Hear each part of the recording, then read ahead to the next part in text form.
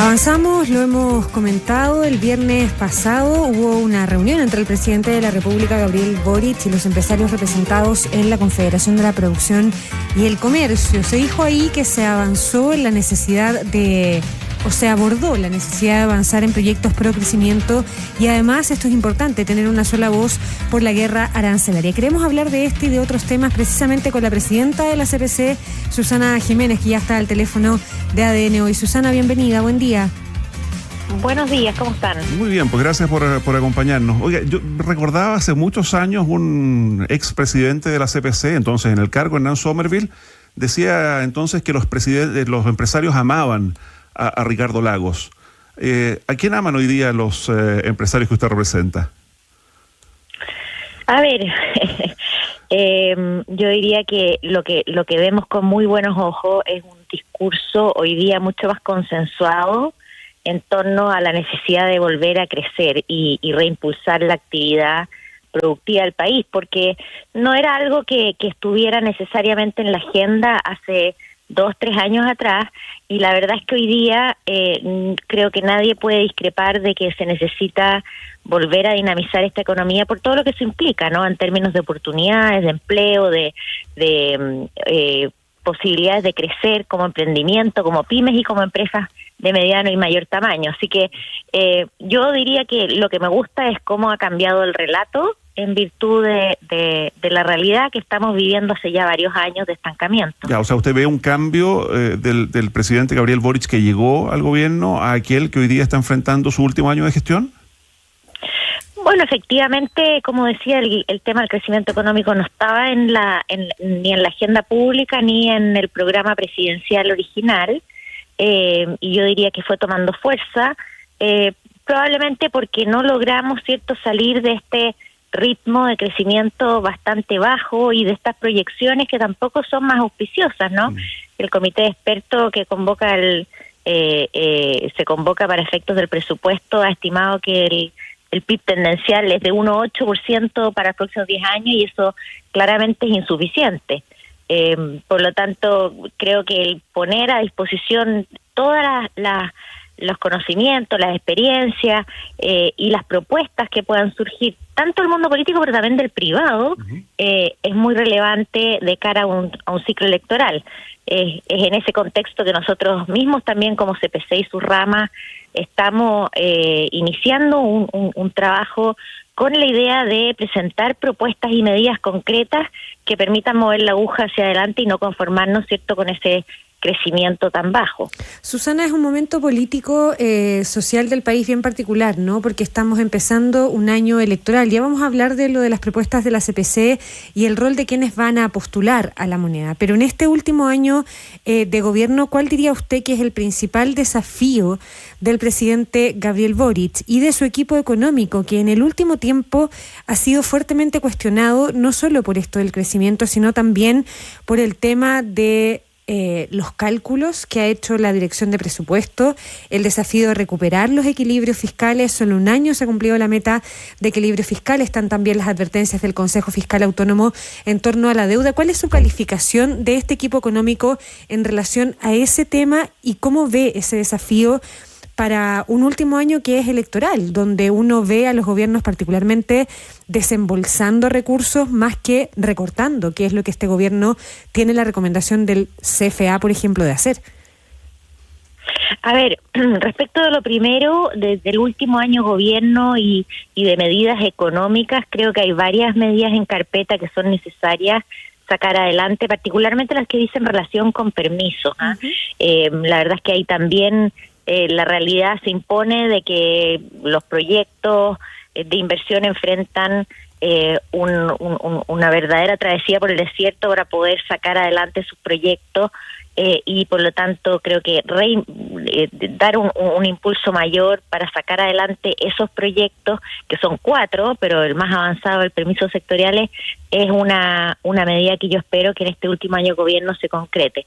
Respecto al tema fiscal, que está asociado al anterior, ¿no? Porque la estabilidad macroeconómica es fundamental para el desarrollo y crecimiento de los países. Por supuesto que hay una preocupación producto de esta sobreestimación que ha habido de ingresos fiscales que redundan en un déficit estructural bastante mayor del que se había presupuestado. Eso significa que, además, al haber sobreestimado los ingresos el año pasado, se construyó un presupuesto fiscal probablemente demasiado holgado para el 2025, y eso es lo que ha llevado al propio Consejo Fiscal Autónomo a recomendar la reducción de gasto. No podemos más que compartir eso, porque en la medida que se gasta en base a una proyección de ingresos mayor, lo que termina ocurriendo es que los déficits se van agrandando, y al agrandarse los déficits aumenta también la deuda pública. Y eso no es menor, estamos ya muy cerca de lo que se considera una deuda prudente, y tiene impactos en las presiones inflacionarias, tiene impacto en las tasas de interés a las cuales acceden no solo los proyectos de inversión, sino que también las personas a la hora de pedir créditos hipotecarios, por ejemplo, y por lo tanto esa estabilidad y esa disciplina fiscal es clave para las proyecciones económicas hacia adelante. Dos cosas en relación a eso. Aparte de eso, ya se lo preguntaba. ¿Le preocupa que eso se cumpla particularmente en un año electoral donde todos los gobiernos, o en el último año de su gobierno, vemos más bien desembolsando recursos que recortándolo? Por lo tanto, ahí hay una dificultad y algo que acrecienta el desafío. Y lo segundo, si le preocupa en este escenario de año electoral, donde además candidatos comienzan a comprometer cosas que tienen que ver con la política fiscal, sin precisar ni de dónde ni cuánto. Evelyn Matei, por ejemplo, y José Antonio Kast ya han prometido recortes, en el caso de Evelyn Matei, de $6.000 millones. Sí, Paula, todas las anteriores, o sea, siempre un año electoral tiene ese desafío, no obstante lo cual, por una parte yo esperaría que el gobierno deje como legado, y particularmente el Ministerio de Hacienda, un legado de disciplina fiscal que es fundamental. Se logró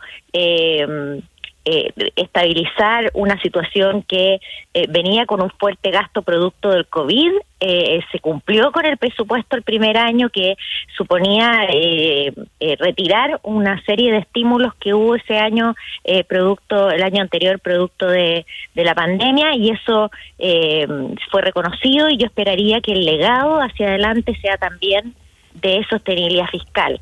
Ahora, efectivamente, y respecto a las candidaturas, siempre está el riesgo en los años electorales de hacer promesas que no cuentan con el financiamiento suficiente, y yo creo que hoy día debiera estar en la agenda presidencial de todos los candidatos el hacerse cargo de que hay que ordenar las cuentas fiscales hacia adelante. No se puede seguir comprometiendo gastos cuando no está el financiamiento para eso, porque, como decía, eso solo redunda en una situación macroeconómica que no le hace bien al país, no le hace bien a las personas y no le hace bien a los proyectos de inversión. Así que el riesgo, por supuesto, está, pero yo creo que la conciencia de que se necesita un ajuste mayor, particularmente en los gastos, porque ya no se puede pensar que vamos a seguir financiando el gasto con más impuestos. Chile tiene una carga tributaria alta, y por lo tanto lo que se hace profundamente necesario es racionalizar el gasto y buscar recursos ahí donde no se ha hincado el diente lo suficiente, y sin embargo hay ahí una fuente de recursos. Estoy pensando particularmente en las licencias médicas, y el ausentismo laboral en el sector público, en la evasión del transporte público. Hay una serie de variables ahí que uno debiera poder abordar y también recaudar recursos donde corresponde, y no seguir apalancándose en mayor carga tributaria para aquellos que hoy día ya aportan a las arcas fiscales. Estamos conversando con Susana Jiménez, presidenta de la Confederación de la Producción y del Comercio. Recordemos que la CPC agrupa las 6 principales ramas de la actividad económica en Chile. Está ahí la agricultura, la minería, el comercio, la industria, la construcción y también la banca. Y a propósito de la banca, Susana, se generó toda una polémica, y hemos de alguna forma tocado en esta entrevista y en esta conversación el tema del financiamiento. En mayo del año pasado, el presidente Boric, pidiendo la ayuda, sobre todo para el sector de la construcción, que es otro de los sectores que agrupa la CPC, habló de una banca coñete, de una banca que no hacía lo suficiente para ayudar a sectores como la construcción. Después de todo el debate, de toda la controversia que se generó en su momento, ¿cómo miran ustedes el tema de la banca Coñete fundamentalmente? A ver, yo haría hincapié en que la situación de la construcción ha estado muy compleja y ya por muchos años, es decir, ha sido un ciclo largo de debilidad del sector, y eso se ha traducido en que hoy día hay un stock, sobre todo de viviendas sin terminadas y sin vender, que es importante, y en la medida que eso existe es difícil que se inicien nuevas obras. Entonces, lo que realmente se requiere es el repulso económico que permita también generar demanda lo suficientemente dinámica para que la construcción se vuelva a activar. O sea, no es un tema de financiamiento. El financiamiento siempre va a ser importante, pero hay que entender que se requiere demanda, y la demanda está impulsada por el dinamismo y el crecimiento económico, que genera empleo y mejores salarios. Entonces, yo creo que no se puede cargar la mano sobre ciertos sectores. La banca administra recursos que no son recursos propios, son de los ahorrantes, y por lo tanto tiene que cuidar también ese uso de fondos. Ahora, dicho lo anterior, tanto la banca como a través de la Asociación de Bancos, como la Cámara Chilena de la Construcción, han trabajado en conjunto y han presentado al ministro de Hacienda una propuesta que está en discusión y que puede ser una buena solución, que es justamente buscar cómo abaratar esos créditos hipotecarios que permitan acelerar esta demanda y ir colocando esas viviendas ya terminadas, y de esa manera también generar tracción en nueva construcción y mayor dinamismo del sector. Y no se plantea, perdón, pero cuando hay un sobrestock de viviendas que no se han podido vender, ¿no se plantea aquí bajar los precios? Por supuesto, pero siempre hay un límite que está dado por el aumento de costos que también se ha vivido en los últimos años en todo lo que son los materiales de construcción.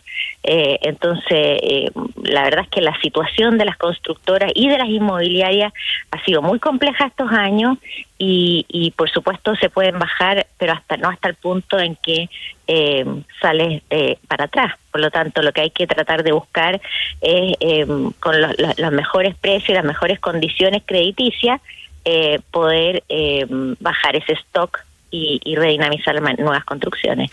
Susana Jiménez, de vuelta a lo que planteábamos de los equilibrios fiscales, la política fiscal, las críticas a la directora de presupuesto en particular, ¿cuál es su visión de la gestión, ya que entramos en el último año y empezamos en este ejercicio, ¿no? En el último año de gobierno, ¿cuál es su visión del ministro Marcel en relación a esto? Es un ministro que fue director de presupuesto y que le ha tocado enfrentar desde este lugar ahora críticas a algo que él mismo resguardaba, y así lo ha planteado Evelyn Matei en algunas oportunidades, ha hablado incluso como de decepción del ministro Marcel.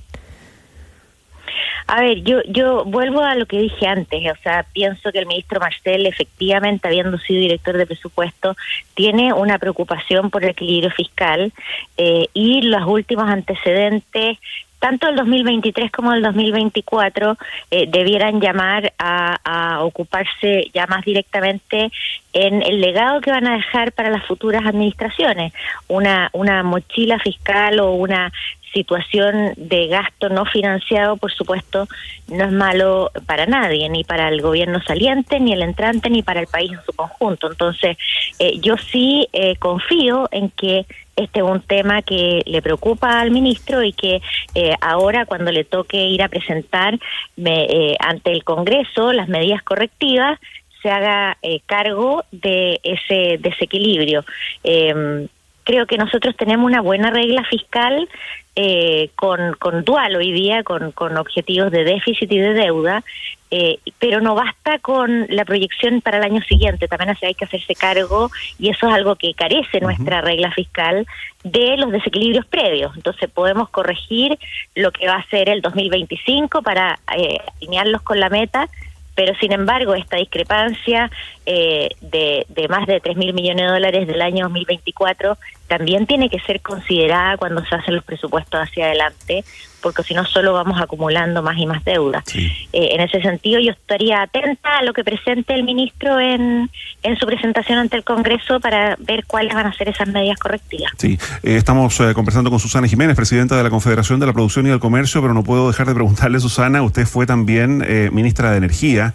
Yo sé que esta es una situación que todavía se está investigando, es una investigación que está en desarrollo, pero ¿cuál es la mirada que tiene hoy día, además como presidenta de los empresarios, respecto del mega apagón que tuvimos hace algunos días? Acá se ha hablado desde falta de inversión hasta problemas del Coordinador Eléctrico Nacional y de las propias empresas. ¿Cuál es la visión que usted tiene respecto de lo que ocurrió y el riesgo de que esto pueda volver a ocurrir?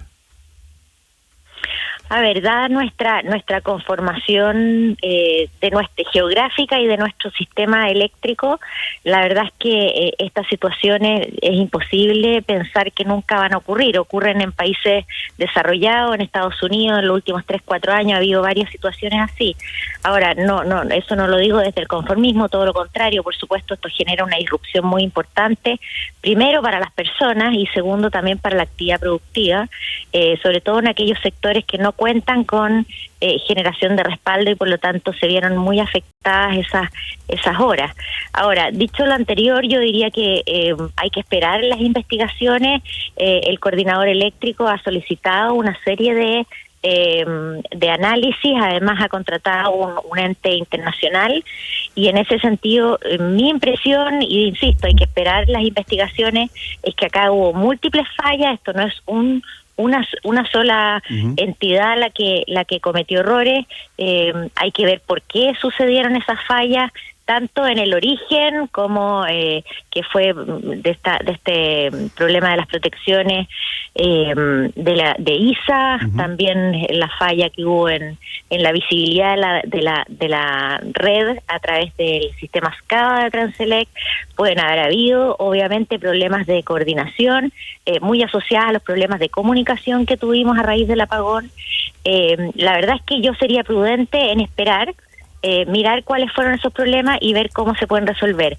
Un sistema 100% infalible no existe porque tendría un costo infinito, pero ciertamente acá fallaron demasiados elementos de forma simultánea y eso es lo que hay que investigar para cambiar y mejorar de cara a lo que pueda pasar en el futuro. Ya, pero ¿qué es lo más preocupante? Porque como usted dice, fallas pueden ocurrir, pero hay quienes hoy día se concentran en el excesivo tiempo de reposición del servicio, la cantidad de horas en que chilenas y chilenos de Arica hasta los lagos estuvieron primero sin saber lo que pasaba y también sin saber cuándo volvía la luz.